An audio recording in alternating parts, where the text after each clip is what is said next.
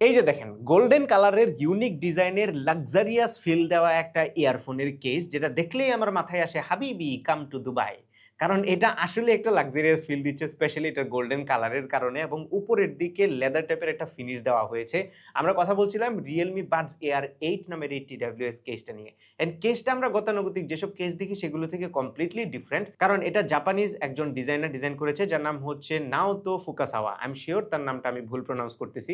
By the way ওই ব্যক্তির একটা সিগনেচারও ভেতরের দিকে দেওয়া আছে কেসের উপরের পার্টে। Realme Buds Air 8 এর রিভিউতে যাওয়ার আগে ধন্যবাদ জানাতে চাই গ্যাজেট এন্ড মিউজিককে আমাদের কাছে এই TWS টা পাঠানোর জন্য। আপনারা কিন্তু তাদের কাছে সব ধরনের অডিও গ্যাজেটস, অ্যাক্সেসরিজ, এই ইয়ারফোনস, অডিও প্লেয়ার থেকে শুরু করে সবকিছুই পাবেন।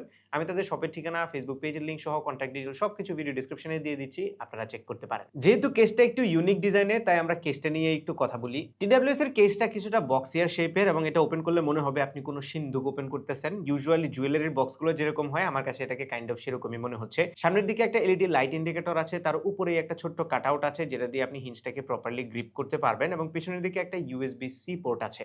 পুরোটা গোল্ডেন কালারের হলেও উপরের দিকে লেদার টাইপের একটা ফিনিশ মানে সফট ফিনিশ দেওয়া হয়েছে যেটা দেখতে খুবই সুন্দর লাগে এবং হাতে টাচ করতেও অনেক ভালো লাগে। উপরের দিকে Realme-র ব্র্যান্ডিং আছে। বাই দ্য ওয়ে এই গোল্ডেন কালার আপনার পছন্দ না হলে গ্রে এবং পার্পল কালারেরও ভেরিয়েন্ট আছে, সেটাও আপনারা চাইলে চেক করতে পারেন। নাও এই কেসটা যখন ওপেন করতে যাবেন তখন খেয়াল করবেন এটার যে স্প্রিং মেকানিজমটা আছে সেটা খুবই স্ট্রং এবং সলিড ছিল। লাগানোর সময় সিরিজ ভেঙে একটা সাউন্ড হয় এবং ওপেন করার সময়ও মিডওয়ে বা তার একটু বেশি ওঠালে এটা অটোমেটিক্যালি স্প্রিং এর মতো ওপেন হয়ে যায়, যেটা বেশ ভালো। এবং ভেতরে এয়ারবাড গুলো রাখা আছে খুব সুন্দরভাবে এবং এগুলোকে আপনি ঝাঁকাইলেও পড়বে না, মানে খুবই স্ট্রং ম্যাগনেট এগুলার। এবং এই এয়ারবাড গুলো কেস থেকে বের করতে যেয়ে আমি পড়লাম একটা বিপাকে, কারণ আমি দেখে মনে করতেছি যে পিঞ্চ করে ওঠানো যাবে, বাট অ্যাকচুয়ালি যতবারই ট্রাই করছিলাম পিঞ্চ করার আমি কোনোভাবেই গ্রিপ পাচ্ছিলাম না। সো আপনাকে একটু থাম্প দিয়ে হালকা ধাক্কা দিয়ে সাইড থেকে উঠিয়ে তারপরে ধরতে হবে। এটা খুব একটা প্যারাদায়ক না, যা শুরুর দিকে আপনি নিজেও একটু বোকা হয়ে যাবেন আরকি। এবং এগুলো কেসে রাখাও খুবই স্মুথ ছিল, কারণ এটা যখন আপনি কেসে রাখবেন একটু উল্টাপাল্টা করে রাখলেও স্ট্রং ম্যাগনেটটা অটোমেটিক্যালি সেটাকে অ্যাডজাস্ট করে নেয়। সো কেস থেকে ওপেন করা কিংবা রাখাটা আমার কাছে মোটেও প্যারাদায়ক মনে হয় না, একদমই কমফোর্টেবল ছিল। বাই দ্য ওয়ে এই কেসের ভিতরে সামনের দিকে একটা বাটন আছে যেটা পেয়ারিং মোডে নেওয়ার জন্য হেল্প করবে, অনেকেই আছে রেখে মিস করে যাবে। বাই দ্য ওয়ে এই এয়ারবাড গুলো কিন্তু স্টেম স্টাইলের এবং খুবই লাইট ওয়েট, মাত্র 5 গ্রাম করে হচ্ছে এগুলোর ওজন, যার ফলে কানে আপনি দীর্ঘ সময় লাগায় রাখলে একদমই টের পাবেন না যে কানে পড়ে আছেন। খুবই কমফোর্টেবল ছিল এবং কেস সহ এই এয়ারবাডের ওজনও খুবই লাইট ওয়েট, মাত্র 46 গ্রাম। এছাড়া এই রাবার এয়ার টিপ গুলোর কোয়ালিটিও আমার কাছে মোটামুটি ভালো লেগেছে। বক্সের ভিতরে এক্সট্রা এয়ার টিপ দেওয়া আছে, তবে ডিফল্ট যেটা লাগানো আছে সেটা আমার কানে পারফেক্টলি ফিট হচ্ছিল। ভালো ব্যাপার হচ্ছে এগুলোতে IP55 রেটিং আছে এবং এগুলো আপনাকে হালকা পাতলা পানির ছিটাফোঁটা থেকে বাঁচাবে। সো আপনারা যদি এক্সারসাইজ করতে চান কিংবা হালকা বৃষ্টির পানি যদি পড়ে তাহলে এগুলোতে কোনো সমস্যা হবে না। বাই দ্য ওয়ে এই ইয়ারবাড গুলোর স্টেমের বাইরের অংশটা ফ্ল্যাট এবং এটাতে টাচ কন্ট্রোল আছে। ফ্ল্যাট থাকার ফলে কিন্তু এই টাচ কন্ট্রোলটা ইউজ করতে গিয়ে বেশ কমফোর্টেবল ফিল পাওয়া যায়। আর ফ্ল্যাট হওয়ার কারণে আরেকটা ছোট্ট উপকার পাওয়া যায়, সেটা হচ্ছে কানে লাগিয়ে যদি আপনারা শুয়ে থাকেন, বালিশের মধ্যে যদি মাথা দেন তাহলে খুব একটা ডিসকমফোর্ট ফিল হয় না, মানে কানে লাগিয়ে আপনি কমফোর্টেবলি শুয়ে থাকতে পারবেন। সামনে প্রসিড করার আগে আপনাদেরকে দামটা একটু বলে দেই। গ্যাজেট এন্ড মিউজিকের কাছে এই ইয়ারবাড গুলো এই মুহূর্তে আপনারা 4599 বা 4600 টাকায় পাবেন। অন্যান্য জায়গায় দেখলাম দাম আরেকটু বেশি। সো এটা একটা গুড ডিল হবে কিনা সেটা আপনারা পুরো ভিডিওটা দেখেন তাইলেই বুঝবেন। প্রথমত এই ইয়ারবাড গুলোতে ডুয়েল ড্রাইভার আছে। 11 মিলিমিটার প্লাস 6 মিলিমিটারের ডুয়েল ড্রাইভার, যেটা বেশ আনকমন। এখন পর্যন্ত আমরা যে কয়টা ইয়ারবাড রিভিউ করেছি কোনোটাতেই ডুয়েল ড্রাইভার ছিল না, এটলিস্ট এই প্রাইস রেঞ্জে। সেই সাথে এই ইয়ারবাড গুলোতে -55 ডেসিবেলের এগ্রেসিভ ANC বা অ্যাক্টিভ নয়েজ ক্যান্সেলেশন আছে এবং এই অ্যাক্টিভ নয়েজ ক্যান্সেলেশন আপনারা 4 রকম ভাবে ব্যবহার করতে পারবেন। প্রথমটা হচ্ছে স্মার্ট মোড, যেটা আপনার এনভায়রনমেন্টের উপর বেস করে অ্যাডজাস্ট করে নেবে এটা স্ট্রেংথটা। সেকেন্ডটা হচ্ছে ম্যাক্সিমাম মোড, যেটা আপনাকে খুব এগ্রেসিভ অ্যাক্টিভ নয়েজ ক্যান্সেলেশন দিবে। থার্ডটা মডারেট এবং ফাইনালি মাইল্ড। এই মোডগুলো থাকার ফলে কিন্তু অনেকেই এটার এএনসিটা এনজয় করবে, কারণ কেউ কেউ আছে এগ্রেসিভ এএনসি সহ্য করতে পারে না। সো তাদের জন্য এগুলোকে অ্যাডজাস্ট করে নেওয়ার অপশন আছে অ্যাপের ভিতরে। তবে আমার কাছে এটা স্মার্ট এএনসিটাই ভালো লেগেছে। বেশিরভাগ সময় স্মার্ট এএনসিটা সিলেক্ট করে আমরা ব্যবহার করেছি এবং এতে করে আমরা আশপাশের যত অ্যানোয়িং নয়েজগুলো আছে সেগুলো দেখছিলাম একেবারেই ক্যান্সেল করে দিচ্ছিল। স্পেশালি ফ্যানের নয়েজ, এসির নয়েজ এগুলো একদমই শোনা যাচ্ছিল না। তবে মানুষের ভয়েস একটু শোনা যাচ্ছিল, আর যদি খুব হাই পিচের কোনো লাউড নয়েজ হয় তাহলে সেটা ক্যান্সেল করতে পারছিল না। এর বাইরে এগ্রেসিভ মোড বা যেটা ম্যাক্সিমাম মোড সেটা যদি দেই তাহলে আমার কাছে একটু বেশি চাপানো মনে হয়। আমার কাছে আবার এত এগ্রেসিভ এএনসিও ভালো লাগে না। সো আমিও কিন্তু একটু কমিয়ে রাখতেই পছন্দ করি। ট্রান্সপারেন্সি মোড আছে, যেটার সাউন্ডটা একেবারে ন্যাচারাল মনে হচ্ছিল না, সাউন্ডগুলো একটু বুস্টেড ছিল। ফ্যানের সাউন্ড শুনে মনে হইতেছিল মাথার উপর দিয়ে প্লেন যাচ্ছে। পাশাপাশি এগুলোতে ওয়্যার ডিটেকশন আছে, সো মিডিয়া মিডিয়া প্লেব্যাক করার সময় আপনি যদি কান থেকে খুলে ফেলেন তাহলে মিডিয়া পজ হয়ে যাবে, আবার যখন কানে লাগাবেন তখন রিজিউম হয়ে যাবে। এই ইয়ারবাডগুলোর আরেকটা ফিচার আমার কাছে সবচেয়ে বেশি সারপ্রাইজিং লেগেছে, সেটা হচ্ছে ট্রিপল ডিভাইস কানেক্টিভিটি। আমরা এখন পর্যন্ত ডুয়েল ডিভাইস কানেক্টিভিটি দেখেছি, বাট এগুলোতে 3টা ডিভাইসে সাইমালটেনিয়াসলি আপনি কানেক্ট করে রাখতে পারবেন এবং যখন যেটাতে মিডিয়া প্লে করবেন সেটাতে অটোমেটিক্যালি সুইচ হয়ে যাবে।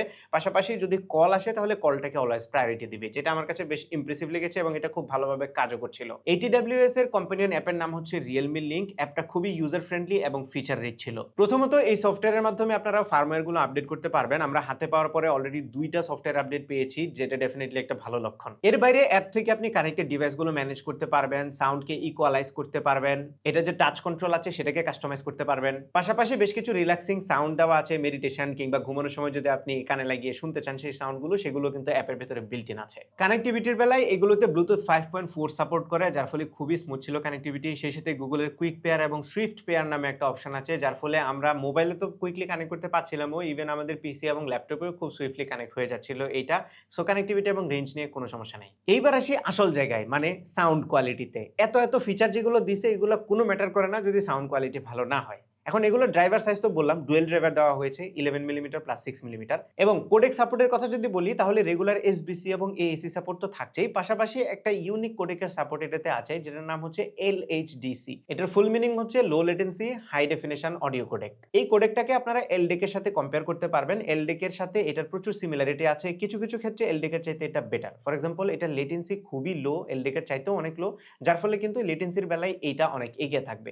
বাট এটার কিছু লিমিটেশনও আছে এবং সবচেয়ে বড় লিমিটেশন হচ্ছে এটা বেশিরভাগ ডিভাইসে সাপোর্ট করে না। এই কোডেকটা হাতে গোনা কয়েকটা চাইনিজ স্মার্টফোন ব্র্যান্ডে সাপোর্ট করে, যেমন Xiaomi, Huawei, Oppo, Realme, এই ফোনগুলোতে সাপোর্ট করে। এর বাইরে আপনি অন্যান্য ব্র্যান্ডের ফোন যদি ইউজ করেন, যেমন আমি Samsung ইউজ করি, সো আমার ফোনে কিন্তু এই LHDC কোডেকের সাপোর্ট নাই। যাই হোক, আমরা সাপোর্টেড ডিভাইসে টেস্ট করেছি, সেই রেজাল্টটা কেমন ছিল একটু পরেই বলতেছি। বাট আমার ফোনে রেগুলার এসবিসি এবং এএসি কোডেকে আমি শুনেছিলাম এবং সেটাতে আমার রেজাল্ট কেমন ছিল সেটাই আপনাদেরকে জানাই। প্রথমত এগুলো স্লাইটলি বেস বুস্টেড, সো যারা বেস বুস্ট পছন্দ করেন তাদের জন্য এটা ডেফিনেটলি রিকমেন্ডেড থাকবে।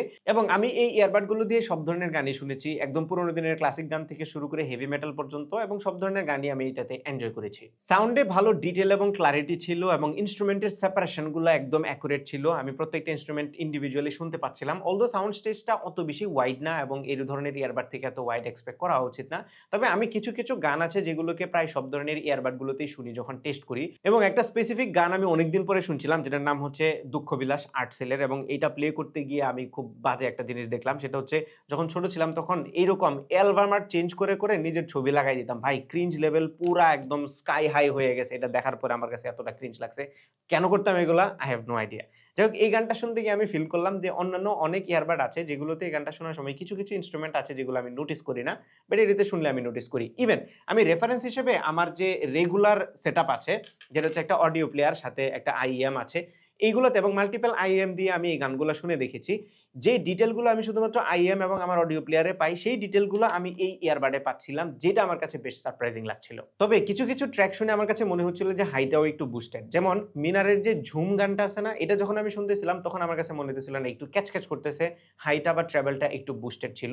বেসটা যদিও বুস্টেড এখানেও, বাট দুইটাই মানে একদম দুইটা এক্সট্রিম ফ্রিকোয়েন্সি, লো এবং হাই, দুইটাকে একটুখানি বুস্টেড মনে হচ্ছিল। তবে জেনারেলি বেশিরভাগ লিসেনাররাই এই ইয়ারবাডের সাউন্ডগুলো পছন্দ করবে, স্পেশালি যারা বেস পছন্দ করে। আমি বিশ্বাস করি বেশিরভাগ মানুষই বেস পছন্দ করে, এবং এটা কিন্তু একেবারে বাজে বেস না, কোয়ালিটি বেস ছিল, থাম্পিং বেস ছিল এবং বেসটা ক্লিয়ার ছিল, ডিটেইল ছিল। আর আপনার কাছে যদি LHDC সাপোর্টেড ডিভাইস থাকে এবং আপনি অ্যাপ থেকে যদি LHDC কোডেকটা এনেবল করে দেন, তাহলে কিন্তু এটা সাউন্ডের ক্লারিটি আরেকটু বেশি পাবেন, ডিটেইলটা একটু বেশি পরিমাণে পাবেন এবং সেটা আরেকটু বেশি এনজয়েবল হবে।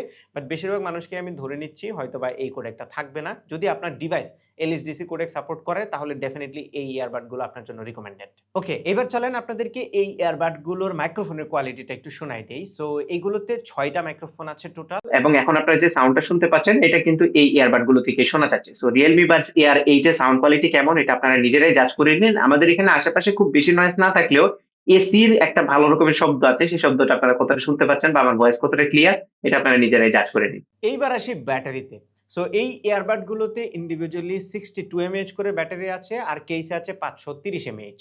ব্র্যান্ড ক্লেম করছে আপনারা যদি রেগুলার এসবিসি বা এএসি কোডেকে এএনসি অফ করে শুনেন তাহলে এগুলো থেকে নাকি 14 ঘন্টা ব্যাটারি ব্যাকআপ পাওয়া যাবে, যেটা ম্যাসিভ একটা ক্লেম, এবং কেস থেকে আপনারা 58 আওয়ার্স পর্যন্ত সর্বোচ্চ ব্যাটারি ব্যাকআপ পাবেন। আর এএনসি অন করে ব্র্যান্ড বলতেছে আপনি 8 ঘন্টা পর্যন্ত লিসেনিং টাইম পাবেন ইয়ারবাডগুলো থেকে, আর কেস সহ যদি আপনি হিসাব করেন তাহলে 30 ঘন্টার মতো ব্যাটারি ব্যাকআপ পাবেন। বাট এগুলো তো ব্র্যান্ড নিজেরা নিজেদের মতো করে টেস্ট করে, আমরা যখন টেস্ট করেছি তখন কিন্তু রেজাল্টে বড় রকমের একটা ফারাক ছিল। আমরা এলএইচডিসি কোডেক দিয়ে যখন অ্যাক্টিভ নয়েজ ক্যান্সেলেশন অফ করে শুনছিলাম তখন 6 ঘন্টার আশেপাশে ব্যাটারি ব্যাকআপ পাচ্ছিলাম। যদি আপনি রেগুলার এসবিসি বা এএসি কোডেক দিয়ে শুনেন তাহলে আপনারা 7 থেকে 8 ঘন্টার মতো ব্যাটারি ব্যাকআপ এগুলো থেকে এক্সপেক্ট করতে পারেন, যেটা ডেফিনেটলি ভালো সাইডই। তবে এএনসি অন করে এবং এএনসি তে আমরা স্মার্ট মোড সিলেক্ট করে রেখেছিলাম বেশিরভাগ সময়, তখন আমরা এটা থেকে 5 ঘন্টার মতো ব্যাটারি ব্যাকআপ পাচ্ছিলাম আবারও এলএইচডিসি কোডেকটা এনাবল করে। বাট আপনি যদি এই কোডেকটা অফ করে রেগুলার এসবিসি বা এএসি তে যান তাহলে আরো আধা ঘন্টা থেকে 1 ঘন্টা বেশি ব্যাটারি ব্যাকআপ পাবেন। সো হ্যাঁ, ব্যাটারি ব্যাকআপ আমাদের কাছে প্রাইস বিবেচনায় খুবই ভালো মনে হয়েছে, অ্যাকচুয়াল ইয়ারবাড গুলো থেকেও ভালো। আর আমাদের টেস্টে